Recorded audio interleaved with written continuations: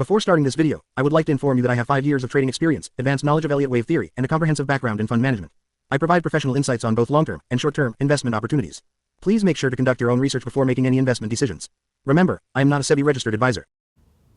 तो आज हम करेंगे टाटा मोटर्स की एनालिसिस। सबसे पहले मैं कुछ चार्ट के बारे में बताऊंगा कि जो चार्ट आपको दिख रहा है ये नॉर्मली आपको नहीं दिख रहा होगा कि डिफ़ॉल्ट सेटिंग नहीं होती है।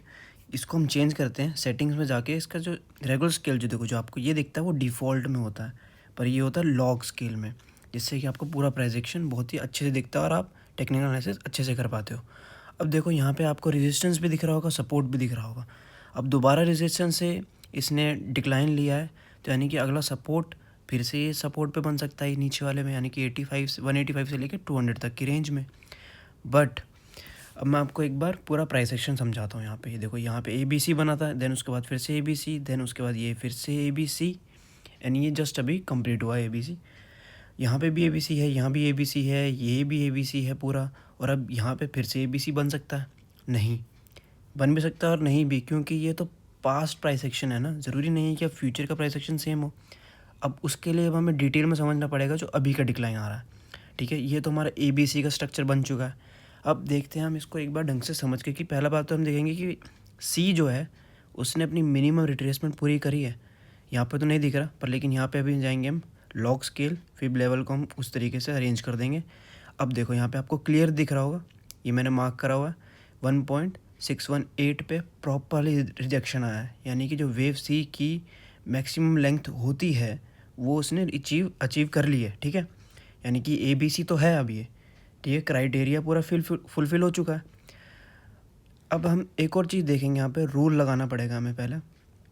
तो रूल क्या बोलता है कि जब भी वेव C कंप्लीट होती है, जो उसके बाद जो फॉल आता है ना, जो रिवर्सल आता है, वो वेव C से भी ज़्यादा फास्ट होता है। ठीक है, अब एक बार देख लेते हैं, ये हमारा A था, ये B था और ये C था। अब देखो C यहाँ से इतना मूव करने के लिए इसको कितना टाइम लगा था, और उतने उससे भी कम टाइम में नीचे आ गया, यानी कि फास्टर तो है। रूल यहाँ पे भी एप्लीकेबल हो गया है ना। तो अब ये 1 2 3 हम पहले जो से लेके चल रहे थे इसको, तो ये 1 2 3 तो नहीं है। वो क्यों? पहला तो देखो 11618 का लेवल ये तो इसने अचीव कर लिया था, ठीक है, पर लेकिन दूसरा रूल क्या बोलता है, वेव 4 जो है 0.382 का लेवल नहीं क्रॉस करती है।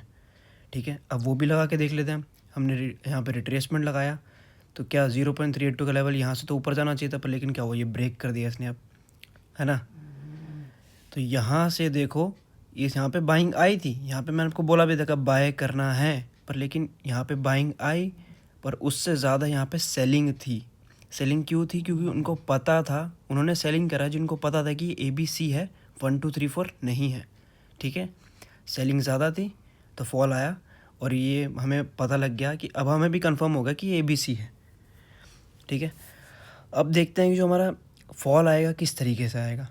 ठीक है, जब भी हमारा टॉप से ऐसे रिवर्सल आता है C में, तो 0.5 तक तो ये ऑब्वियसली जाता है, उसके बाद जाके थोड़ा सा रिवर्सल देता है वेव B के नाम पे। ओके, यहाँ से 0.5 का जो रेंज है यहाँ से ऊपर जाएगा, ये हमारी A बनेगी, देन ये B बनेगी, देन उस पर C का फॉल नेक्स्ट आएगा, जो कि यहाँ तक आ सकता है 0.618, ये मिनिमम होता है, और मैक्सिमम यहाँ तक आ सकता है, जो मैंने आपको पहले भी रेंज दी थी।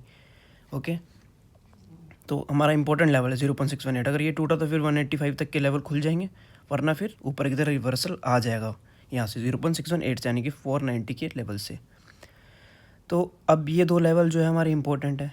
पहला लेवल 620 से लेके 600 की रेंज, दूसरी रेंज 490 से लेके 450 तक की रेंज, ये हमारे लिए बहुत ज़्यादा इंपॉर्टेंट हो चुकी है अब। ओके, अब एक बार हम चलते हैं पहली चीज़ पे। वो क्या होता है कि हमें यहाँ पे बाय ही नहीं करना है टाटा मोटर, ठीक है, और अगर बाय करना भी है तो 600 की रेंज पे करना है, और यहाँ तक आएगा उसके बाद सेल कर देना है। अब सेकंड चीज़, जिन्होंने यहाँ ऊपर बाय करा होगा, जो भी ऊपर करके बाय फंसे हुए हैं, वो यहाँ पे बाय करना 600 के लेवल पे, वो भी कब, जब उनको 1 मंथ की बुलिश कैंडल मिले तब बाय करना, उससे पहले नहीं। ओके, यहाँ पे बाय करेंगे, और उस पर इतना बाय करना है कि जो हमारी एवरेज है ना वो इस बॉक्स के अंदर आ जाए। ठीक है, तो अब जैसी बॉक्स के अंदर आएगी, ऊपर उठेगा स्टॉक जैसी वेव B के नाम पे, तो हमें यहाँ पे सेल कर देना है अपने स्टॉक्स को, और यहाँ से एग्जिट कर देना है, क्योंकि टाटा मोटर से बहुत बढ़िया स्टॉक अभी हमारे पास अवेलेबल है, तो हमें वो लेंगे। टाटा मोटर में फंसना ही क्यों है हमें, जब वो रिटर्न ही नहीं दे रहा, उसमें रिस्क रिवॉर्ड रेशियो ही नहीं बन रहा है, तो हम नहीं करेंगे हमारे पापाएँ। ठीक है, ट्रेडर कभी भी ऐसी गलती नहीं करता। अब यहाँ तक आने के क्या रीज़न हो सकते हैं? या तो पूरा का पूरा निफ्टी क्रैश हो जाए, ठीक है। निफ्टी या तो ऑटो क्रैश हो जाए, तो पूरा का पूरा निफ्टी ही क्रैश हो जाए, मार्केट ही क्रैश हो जाए, तब आ सकता है। अब ये फॉल क्यों आ रहा है उस पर फोकस करते हैं। तो पहली बात तो है कंज्यूमर डिमांड बहुत ज़्यादा कम है। दूसरा, इन्वेंट्री लेवल्स बहुत ज़्यादा है, 7,90,000 कार्स अभी भी इन्वेंट्री में पड़ी हुई है। थर्ड रीज़न क्या है, जो अर्निंग डाउनग्रेड्स हैं वो हो रहे हैं, जो अर्निंग्स आ रही है वो बहुत कम आ रही है। टाटा मोटर्स का भी आप एग्जांपल ले सकते हो कि उसके लेवल्स बहुत, जो अर्निंग लेवल्स है बहुत ज़्यादा कम आ रहे हैं। फोर्थ जो हमारा रीज़न है वो है ग्लोबल मार्केट का प्रेशर। वॉक्सवैगन के अगर आपने रिजल्ट्स देखे होंगे तो वो भी काफ़ी कम आ रहे हैं। तो ग्लोबल लेवल से भी काफ़ी ज़्यादा ऑटो सेक्टर्स में हाई इम्पैक्ट हमें इसमें दिख रहा है। ओके, अब मैं आपको ऑटो सेक्टर का भी एनालिसिस दूंगा और बाकी स्टॉक्स के भी एग्जांपल्स देने वाला हूँ नेक्स्ट वीडियो में, तो बने रहना। Thank you so much.